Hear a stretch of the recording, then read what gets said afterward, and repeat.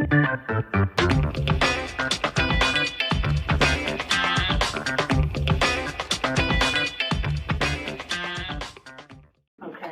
so project cost management, and this goes with chapter 6 of the PMBOK, and of course this is one of the key question areas because it's very objective. You know, there are formulas that you use and there are answers that you get, and so it's not just the wordy things where you have to pick the best answer, but you have to actually apply the right formulas to get the right answer.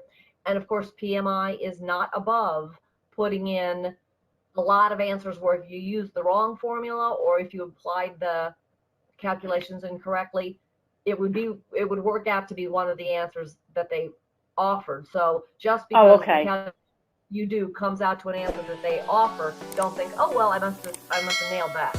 So again, I would suggest these for your brain dump, because I think that would be a good things that you won't remember, say 2-3 hours into the test necessarily. Okay, so we're going to define what project cost management is, as we do with every knowledge area. We're going to differentiate between cost estimation and budgeting. We're going to talk about control accounts. We're going to talk about the project cost management processes. We're going to apply earned value management, track project performance, and we're going to identify key terminology, because of course terminology is the thing that differentiates the PMBOK and what you'll have to spew on the 4-hour test from everything else in the world that you might use as project management information. So definitionally, project cost management includes the processes involved in estimating, budgeting, financing, funding, managing, and controlling costs so that the project can be completed within the approved budgets. So again, that's something to know, because you might be asked, what is the definition of project cost management? So the cost management plan is concerned with the cost of the resources needed to complete the activities. And again, it talks about how to plan, manage, and control the cost. And remember, we've got the baseline that we set for cost, and then we measure against that baseline and determine the variances. And it is a subsidiary of the project management plan, but again, it's probably a separate document in that, based on the frequency of, say, your accounting system updates, you might update the costs twice a month or monthly, probably at the worst, whereas you probably don't want to redo your whole project management plan every month. Again, the techniques involved are similar to the ones that we use in estimating time, because again, estimating is one of those key project management skills that if you're good at it, you're golden in terms of being a project manager. And so the kinds of skills that you'll need are expert judgment, the ability to apply analogous estimates, and then we talked a little bit about bottom-up estimating yesterday, and we'll talk about reserve analysis, so putting a little bit of extra funding in the budget, although as I worked at NASA, there was never any extra funding that we could put in the budget. So, but again, this is the ideal PMI world. So we mentioned control accounts yesterday, and that we want our control accounts at a level that is the same for both schedule and cost. So ideally, when you decompose the work breakdown structure, and come up with the work packages at the bottom, that's your lowest level of decomposition, you know, in the first pass under the scope task. And then when you go lower into activities, remember we did that under schedule management. So, but what we want to do here is potentially put the control account either the level above the work packages or at the work package level. And then the reason for that, of course, is so that we're applying like things, that hours of time were applied to that same X account for cost. So we're not trying to do any fancy calculations. And here's how project cost management works out in the grand scheme of things. So again, this is one that's heavily biased towards the planning process group, and then just has one in the monitoring and controlling process group, which again, if you notice that all of the cost processes have something with cost. So in other words, plan cost is very obviously at the intersection of plan and cost.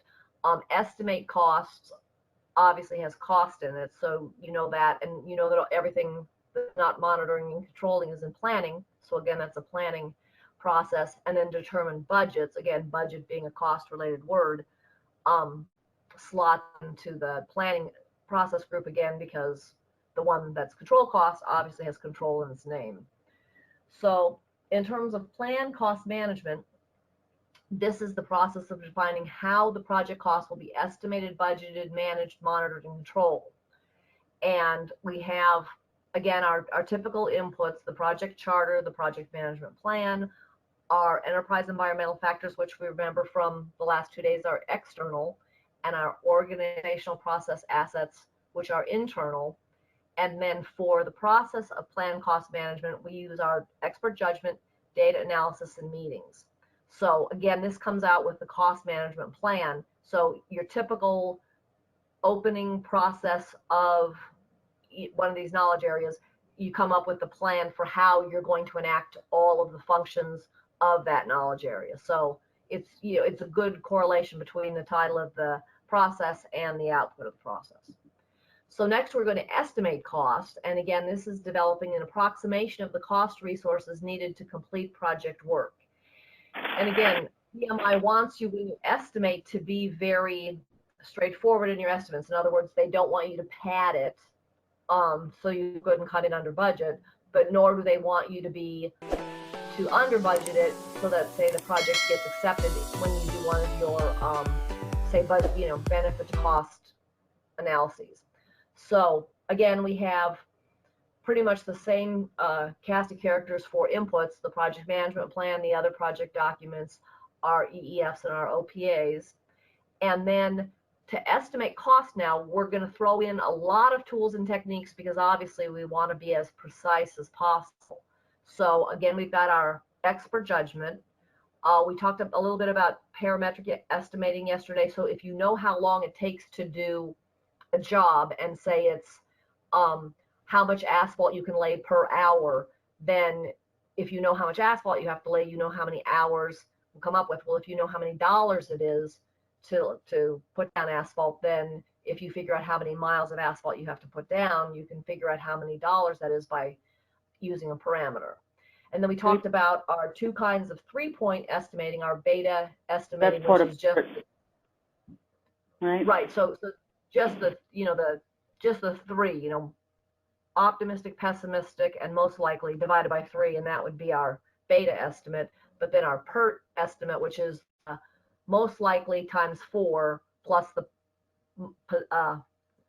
the optimistic and the pessimistic divided by 6. So that would be how we do 3-point estimating. We talked about analogous estimating as similar opportunities that you've performed previously, which is another good reason to keep a corporate database, and then trying to discern the differences and potentially the risks of using that as an estimate for some group of work, probably not the whole project, but maybe a majority of the project, or at least a large part. And then we've got our project management information system, which is our cost accounting tool, our scheduling tool, our any budgeting tools that we use, etc., to converge on all this information. And then, of course, we're going to do data analysis. And then our bottom-up estimating would be summing everything we have at the bottom that's not otherwise accounted for in either a parametric or an analogous estimate, and bubbling that up to the top as a sum, as well as decision making. You know, what is a good estimate? What is a good way to get an estimate for this portion of the project? So what comes out of estimate costs is, of course, the cost estimate. So that's pretty straightforward. And then, of course, we've got to state our basis for the estimate. So if we're using an analogy, if we're using some kind of parameterized situation, what exactly were we using, and why did we think it was similar enough to affect our estimate and come up with a number that way? And then, of course, any project document updates, because as you get smarter on anything, as you look at the costs, you might come up with other things that need to be done. So next we have to determine the budget. And this is the process of aggregating the estimated costs of individual work activities or work packages to establish an authorized cost baseline. So it's part of planning again, and it includes all the authorized budgets, but doesn't have the management reserves. So we'll talk about management reserves and contingency reserves in a minute, and those are kind of the slack padding if you get that in your budgets. Okay, so we have a little bit more extensive list of inputs for this process.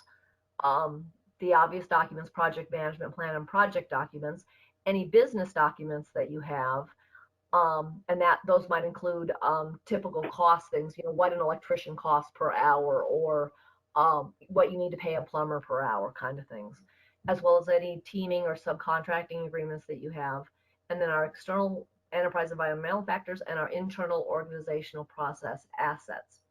So to determine the budget, we're going to apply, of course, our expert judgment. We're going to aggregate the costs together in relatively similar or adjacent budgetary portions. We're going to do some data analysis. We're going to perform a review of historical information to see whether that would help us.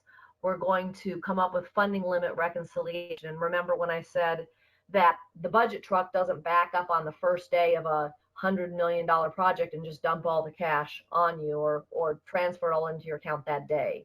It's obviously provided in some kind of formalized manner, piece by piece, and not all at once. So you've got to figure out what kind of funding you need at what point in the project, and then of course financing. And what comes out of that process is the cost baseline, the project funding requirements, and then of course any associated project document updates. So for instance, if you can't get all the funding you need for all of the staff at the beginning of the project, then you may have to spread those resources out into longer, across a longer horizon of time, and do the work a little bit at a time. Because maybe at the beginning of the project, you're busy getting facilities, you're outfitting labs, you're doing a lot of other things that are necessary with furniture and what have you, communications technology, computers, what have you, and getting that all set up. So maybe you don't have a huge budget for taking on a lot of different employees at the time. So at any rate, again, you need to know how to determine a project budget for the PMP exam. Next, we're going to control costs, and this is probably one of the few where control means tamp it down and really keep the costs within reason. So it's the process of monitoring the status of the project to update the project costs and managing costs to the cost baseline. Again, because it has the control word in it, we know that it's in the monitoring and controlling process group. So again, we have our inputs, and remember, because we're using the ITTO model for all the processes, we've got our project management plan and project documents. We have the project funding requirements. So this is not only the total funding necessary, but when that funding is required. We've got our work performance data, and remember, the data is just the raw numbers, and then we've got our organizational process assets. So the tools and techniques we will apply to control costs include our expert judgment, data analysis, and you notice that the work performance data goes through data analysis, and because of work performance information, we may be calculating the two complete performance index, or TCPI, to see exactly how much more money is needed to complete the whole project. And then of course we're going to use our project information management system, because that enables us to take in the cost, do the calculations, apply it to the schedule, and so on. So again, the outputs are the work performance information, the cost forecast. So based on how we previously ascertained costs, how well are those forecasts really going to serve us in the future? Any potential change requests, because remember, one way to solve a budget problem is by reducing scope. So again, there might be change requests. Of course, then that could also lead to project document updates, as well as updates to the project management plan. So expect business scenario kinds of questions to follow along with this. Okay, now we're going to talk a little bit about planned value and earned value. Earned value is the total of the budget allocated to each of the activities that have been completed at that point in time. And so we can compare the earned value, which is the allocated budget, and the planned value, which is the total for all work planned, to determine if the project is on track. So I'm assuming you do something rather similar. You give a task a certain value, and that's its planned value to complete. And then as you complete portions of it, and whether it would be 50-50 or 25-25-25, 25-50, 75-100, or whether it's 0-100, whatever your methodology is, you allocate some portion of that planned value per the progress reported on that task. So do I have that? Is that something to do? No, that's part of the reason why I'm here. Okay. Well, they're really doing. This is all brand new. Okay. Yeah, they're not really doing any project management, and that's why I'm looking at software even to bring in so that they can have an idea of how their jobs are doing, because it's been a problem. In fact, I was going to ask you your experience relating to project management as far as software. Okay. Well, and predominantly I've used Microsoft Project. And so I found that to be a very effective way to manage. Now, once you get into a problem on a project, say you become more than 10 or 15% behind schedule, it loses its ability to be predictive. So often at that point, you've got to set a rebaseline, because you're not really, once the numbers get too out of tolerance, the calculations are just kind of go crazy in the tool.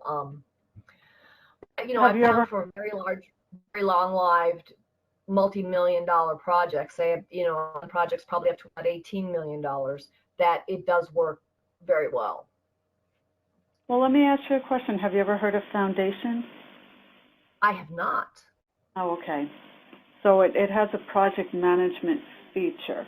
My job cost module also, I could probably utilize that and write a Genie report to get the information that I need.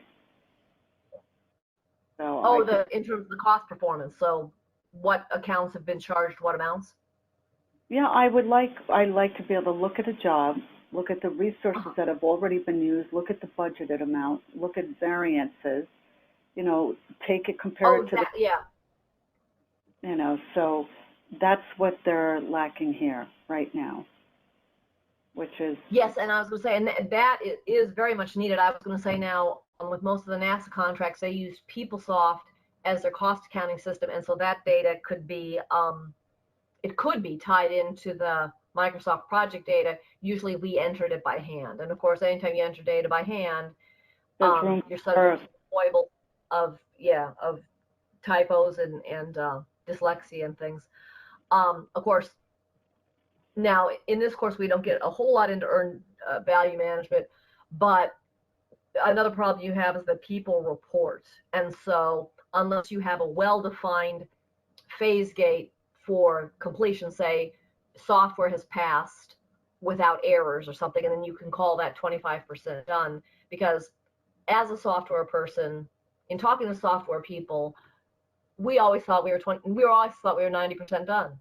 Day two, we thought, oh, we're 90% done, because software people are just like that. And so you've always got to take that with a grain of salt. Unless you can have hard and fast. And with software, especially, it's hard. With hardware, you can say, I've moved this many boxes and networked them, and we assessed communication rates or data transfer rates, and so that is obviously a wicket, and you can say which percentage of the job that is. Well, that's because that's visible. The problem with the software, technically, it's not a visible feature. That makes it a little more difficult than the hardware that you can see. Exactly. And the fact that software people are such optimists. So, at any rate, if a planned value of a project is $340, then the total for all the work packages planned for the project is obviously $340.